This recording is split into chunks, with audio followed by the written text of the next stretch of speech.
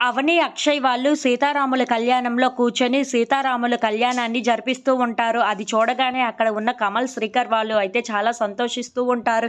ఇంతలో అక్కడ ఉన్న ఆరాధ్య కూడా వాళ్ళ అమ్మా నాన్నలను చూసి చాలా సంతోషిస్తూ ఉంటుంది.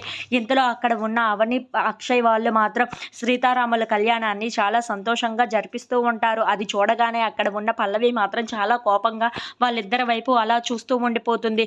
ఇంతలో ఒక అనౌన్స్‌మెంట్ అయితే వస్తూ ఉంటుంది. అందరూ వినండి, ఒక ముఖ్యమైన గమనిక.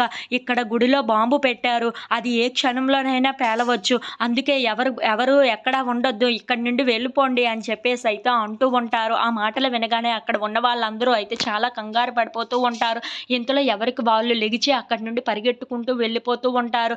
అది చూడగానే అక్కడ ఉన్న అవని అయితే ఒక్కసారిగా షాక్ అయిపోతూ ఉంటుంది. ఇంతలో అక్కడ ఉన్న పల్లవి అయితే హమ్మయ్య! నాకు కావాల్సింది ఇదే కదా అని చెప్పేసి అయితే అక్కడి నుండి పరిగెట్టుకుంటూ వెళ్ళిపోతూ ఉంటుంది. ఇంతలో పార్వతి వాళ్ళ ఆయన్ని, మనవరాల్ని తీసుకొని అక్కడి నుండి వెళ్ళిపోతూ ఉంటుంది. ఇంతలో అక్కడ ఉన్న అవని మాత్రం ఏంటి ఎవరు మట్టుగా వాళ్ళు వెళ్ళిపోతున్నారు, ఏంటో నాకు అర్థం కావటం లేదే అని చెప్పేసి అయితే ఒక్కసారిగా షాక్ అయిపోయి అక్కడ అలా కూర్చొని ఉండిపోతూ ఉంటుంది.